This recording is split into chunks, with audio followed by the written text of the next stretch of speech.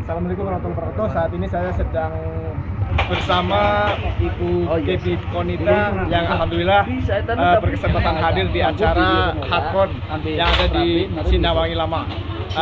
Saya akan menanyakan kepada beliau pesan dan kesan terhadap kira-kira gimana Bu pesan dan kesan dari acara Hakon ini. Masya Allah, tabarakallah, keren banget. Semuanya ramuan acaranya itu lengkap, ya mulai dari awal sampai dengan akhir.